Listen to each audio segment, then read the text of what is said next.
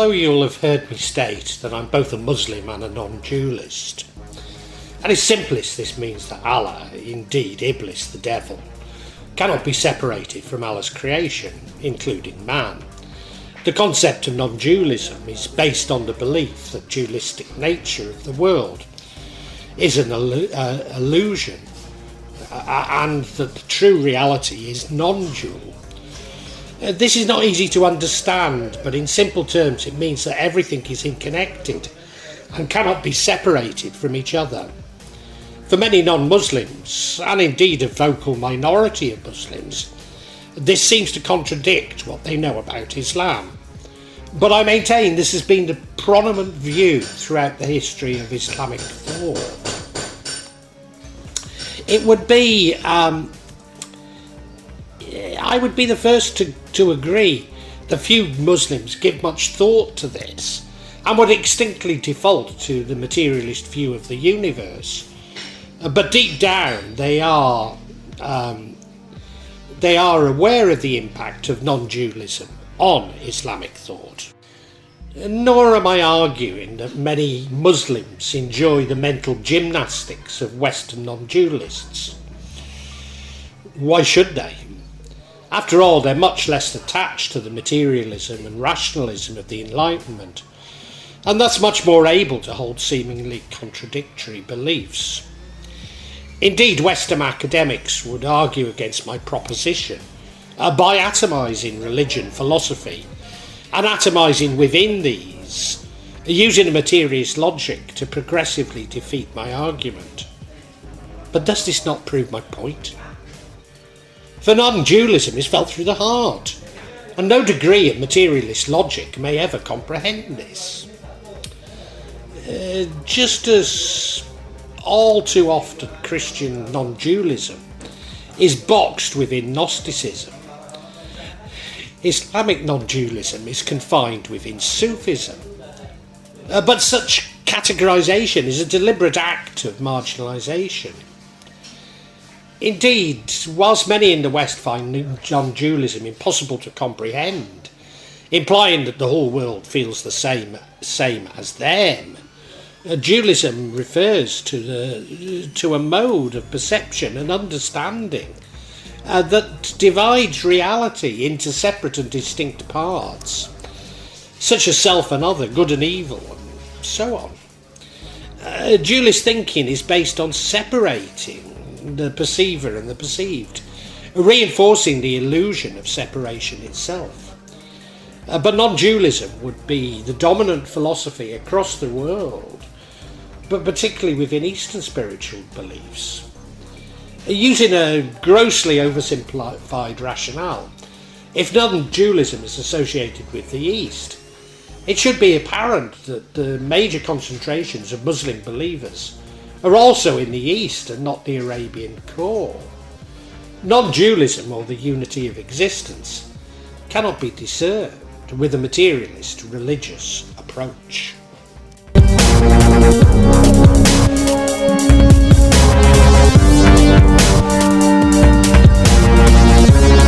From the non-dualist perspective, we understand Allah as one name or word for the ultimate reality, the supreme being, that which truly is, and which no other word can fully encompass.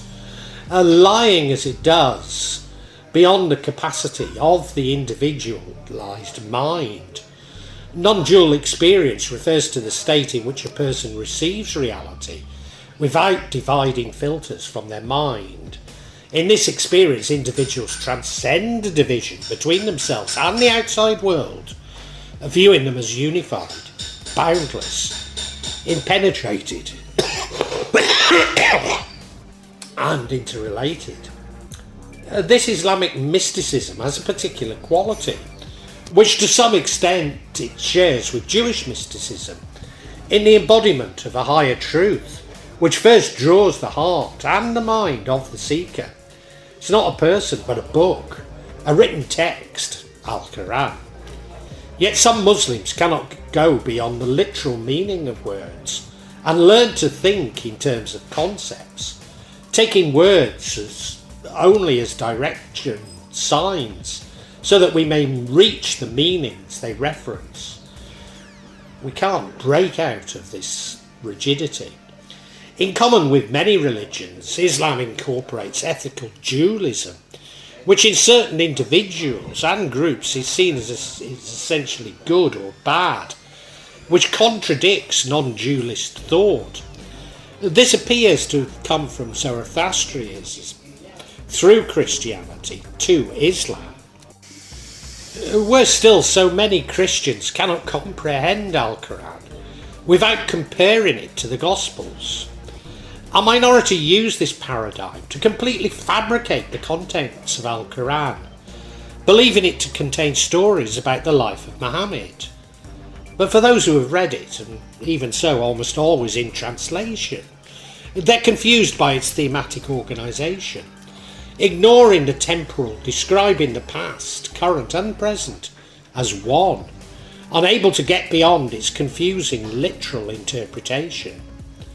The Hadith are records of things said or done by the Prophet Muhammad, as witnessed by his close companions.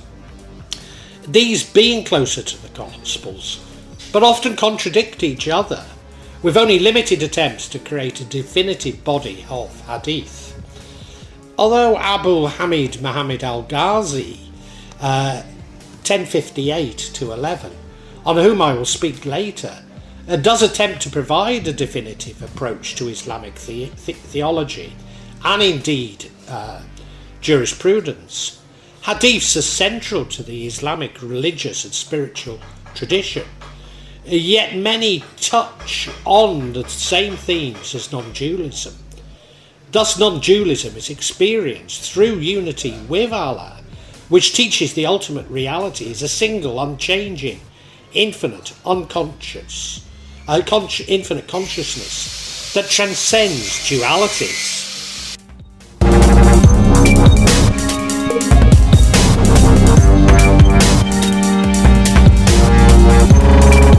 Seem to be preoccupied with dividing the world by religions and defining these through a Western Protestant perspective. Thus the Abrahamic religions are seen as dualistic and monotheistic, while Hinduism and Buddhism may be non-dualist. So does Hinduism and Buddhism influence Islamic non-dualism? Maybe, certainly within the Indian subcontinent and Indonesia where I live. But for much of the Islamic world there was limited contact with Buddhism and Hinduism during the formation of its theology. The main influences from Greek Neo-Platonism, which of course may have been influenced by Hinduism and Buddhism. Islamic Neo-Platonism rationalises the existence of Allah as the first cause on the basis of reason. Allah is therefore a transcendent entity, omnipresent, inalterable to the effects of creation. The hierarchy is non-temporal, thus there is no time or space, the temporal. So there can be no hierarchy as we conceive it, because there is no beginning nor end. Indeed, because dunya is temporal, it's a mirror image of the truth. Maybe even this temporality is the source of evil, or absence of Allah. The universe is a single living being, containing all living beings, that all living beings can influence each other. Human perfection and happiness are attainable in this world, without awaiting the afterlife. Perfection and happiness can be achieved through philosophical contemplation. These ideas were transmitted to the Muslim world through the House of Wisdom in Baghdad, and particularly the work of Al-Kindi. Al-Kindi's Allah has four faces or aspects. Doctrinally, he is classically rooted and is derived from Al-Quran, and bears such epitaphs as creator and active from the 99 divine names. Allah has an essential unity which does not derive from anything else. He was the first major Islamic philosopher to reflect significant aspects of the Neoplaton tradition, and is the link through the philosophers such as Al-Farabi and Ibn Sina. Al-Kindi took his view of the solar system from Ptolemy. In one of his treatises on subjects, he says that bodies are rational entities whose circular motion is in obedience to and the worship of Allah. Their role, Al-Kindi believes, is to act as instruments for divine providence. Al-Kindi suggests that the soul could be directed to the pursuit of desire or the pursuit of intellect. The former will tie the body so that the body dies. It will also die. But the latter will free the body and allow it to survive the light of the Creator in the realm of pure intelligence.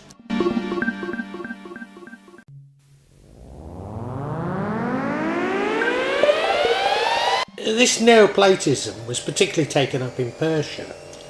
Your task is not to seek for love, but merely to seek and find all the barriers within yourself that have built against it. That was the poet Rumi. Shabab al-Din Yaba al-Hashaba Sharawadi, 1154 to 1191, builds on the concept of the world of reality as a darkness furthest removed from the One or Allah.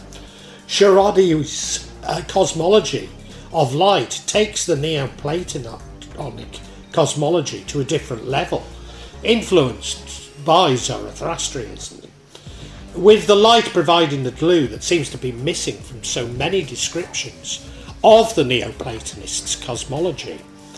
Reality is made up of light and grades of light, but grades, not different types of light. Only the lowest and dimmest is what we associate with material light, these being immaterial life, barriers or substantial darkness, accidental light and dark accidents. Sharawadi considers a previous existence for every soul in the angelic realm before its descent to the realm of the body. The soul is divided into two parts. One remains in heaven and the other descends into the dungeon of the body. The human soul is always sad because it's been divorced from its other half. Therefore it aspires to become reunited with it. The soul can only reach felicity again when it's united with its celestial part, which has remained in heaven. He holds that the soul should seek felicity by detaching itself from the temperous body and worldly matters and access the world of the material light. The souls of the Gnostics and saints, after leaving the body, ascend even above the angelic world to enjoy proximity to the supreme light, which is the only absolute reality. So our goal is to illuminate ourselves by getting closer to Allah, even at one with Allah, having reached the material world. Indeed, the soul is a direct manifestation of divine light, i.e. Allah. So we do this by purifying ourselves. For Sharawadi, only through seeking knowledge can we find illumination. Indeed, having found the light, all that is all that matters, including our paths and scriptures. So closeness to Allah is one thing, the only thing that matters, and this comes through knowledge and not doctrines.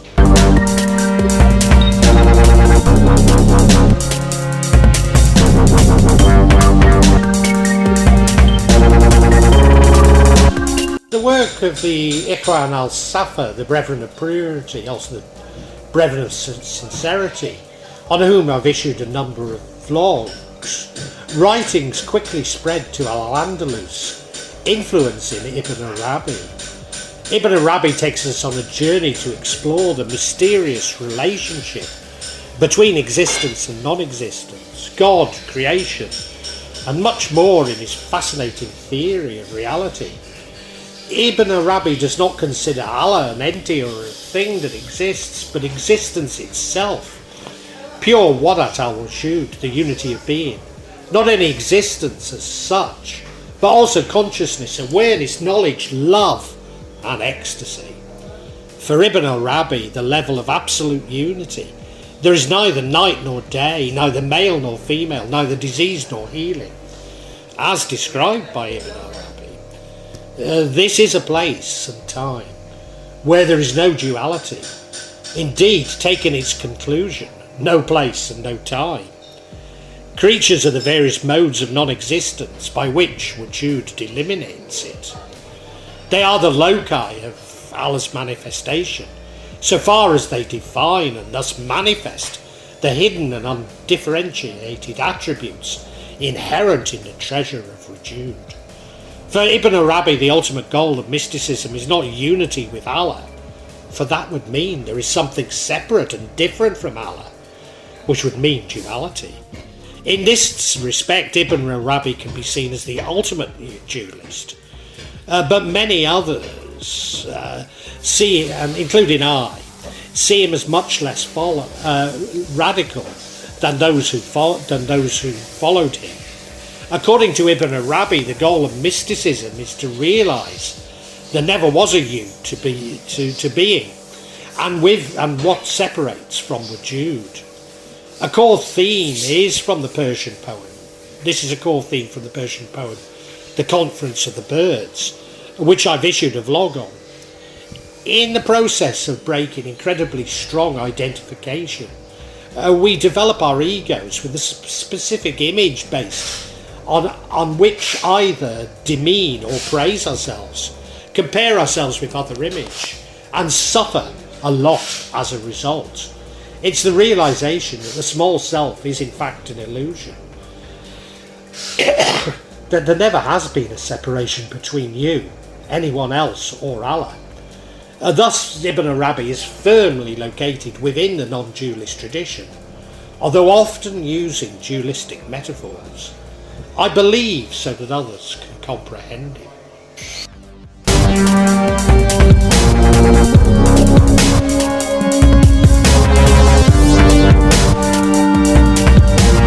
But non-dualism was taken even further in the Rakut Valley of Mercia, where a radical monism developed. The school originated from the Seville jurist Abu Abdullah al-Ṣafa, who died at somewhere around 1204, but most famously exposed by Ibn Sab'in, who died in 1270. Ibn Sab'in is noted for his non-dualist interpretation of Islam. Ibn Sab'in saw the world as a complete illusion, that there is only Allah, in contrast to Ibn Arabi, who saw the world dunya as a relatively real, a reflection of Allah. In particular, many within the Rakotvi Valley attempted to blend the Hermeticism of Hermes Trismegistus with Islam, who is seen as the prophet Idris or Enoch. Ibn Sab'in's views of the role of logic as being random and worthless, since for him knowledge is only knowledge of Allah. Such knowledge is subject in its meaning to one consideration, a consideration of the internal experience based on our stimulation and sensations. Sensations with standards and bases superior to the standards and methods of logic.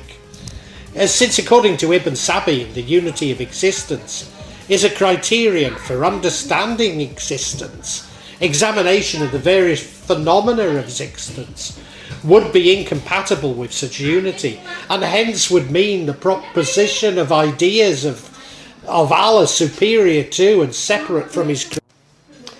Ibn Sab'in is critical of his predecessors who viewed the mind or intellect as no more than a means of the acquisition of knowledge. He views the intellect as being of divine origin. His defence of his theory is based on the prophetic hadith tradition, that the first thing Allah created was the intellect. Allah then told it to come forward, which it did, and then he told it to go away, which it also did.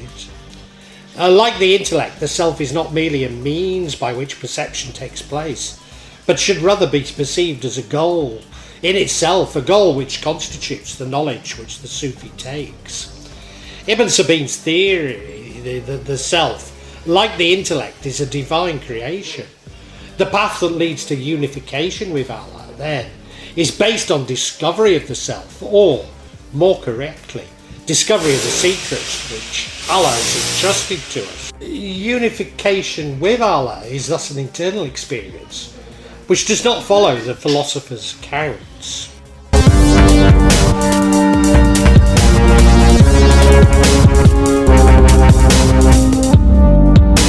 Abu al-Hasan Ali bin Abdullah al-Numari al-Ṣushtari, or al-Shushtari, born in 1212 in Exfiliana near Guadix in Andalusia, and died in 1269 in Demetria in Egypt. He argued for stripping bare not only the materialism and ego, but in terms of knowledge. In fact, he and his followers were later called the withdrawn Sufis.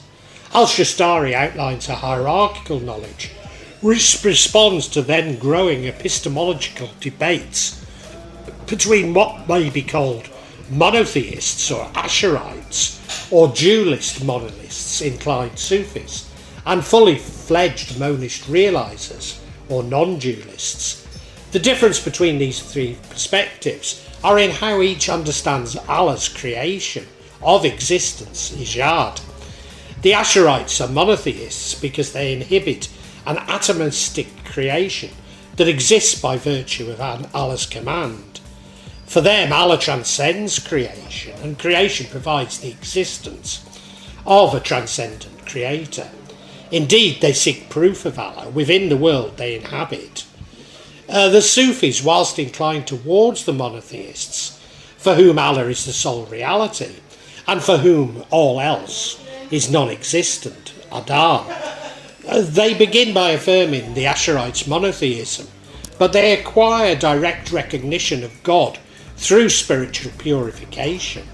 They assert that the Creator proves the existence of creation, because the latter is an empty tent sustained by divine command. Finally, the monist realizer maintains that nothing other than Allah exists. Having realised the truths that the theologians speculate about and that other Sufis begin to experience, the realisers can engage, affirm and refute both groups at their respective levels without committing to the cosmological doctrines of Asharism. The realiser returns to where he began, thereby rediscovering his pre-eternal station in Allah and completing the full circle on the journey to Allah. Upon completing the journey, the realiser proclaims that there is no journey to Allah in the first place, since he is beginningless and endless and cannot be arrived at.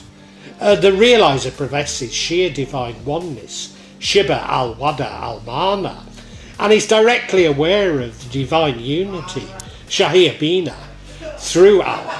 He therefore explains that the rationalist's Akil theologian completes 1/3 of the circle, the Sufi of knower of Allah, Arif, completes 2/3, and the realiser completes the full circle, thereby returning to where he started and immersing himself back into society once more. The realiser therefore meets the rationalist, the Sufi knower of Allah, and the monotheist, Mawid, at their own levels, assuming that the knowledge and experience of each one was critiquing them at the same time. So he would belong to all groups, but just moves across paradigms.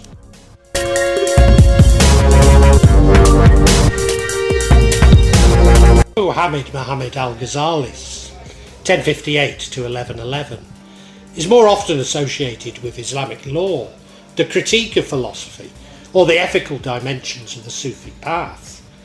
Nevertheless, in his spiritual autobiography, Al-Mudiki min al-Dalal, Deliverance from Error, Al-Ghazali makes it clear that rational theology is merely an apologetic tool. It cannot fulfill the needs of those in search of ultimate knowledge. The classic problem of free will has often assumed a worldwide view based on a dualist perspective of the universe. For Al-Ghazali, if everything necessarily follows from previous events, then Allah would not be able to interfere with the working of the universe. Therefore, for Al-Ghazali, the laws of causation were not necessarily true and could in theory be suspended by Allah at any given time. The primary purpose of Al-Ghazali's argumentation during his time was to ensure Allah's freedom of will. His position on free will was perhaps intentionally ambiguous, secondary to theological debates at the time. For Al-Ghazali, only Sufism, both speculative and practical, can provide the means of spiritual realisation. In his most metaphysical treatise, Miskat al-Anwar, the Niche of Lights, utterly denies the intrinsic reality of creatures in themselves. Al-Ghazali suggests that the sensory world, alam al-his, is in some way a ladder or mikrat to the rational world, alam al-akli. The visible word, alam al-shahada, is a ladder to the dominion, alam al-malakut. Al-Ghazali refers explicitly to a third world, alam al-jabarut, the world of power or almightiness. This world mediates between al-mulk, the sovereignty, and al-malakut, the kingdom of Allah. I believe that Al-Ghazali struggles to convey his beliefs within a dualist paradigm, understanding that many believers can only comprehend a dualist cosmos. Of course, this is a common stance within Sufism, most mysticism, and indeed anything occulted, but one that I instinctively reject, as it involves a degree of elitism to suggest that only a few can be exposed to the ultimate truth. Muhammad Iqbal, 9th of November 1877 to 21st of April 1838, critiques dualist tendencies within Islamic thought and proposes a non-dualist framework for understanding the problem of free will within Islam.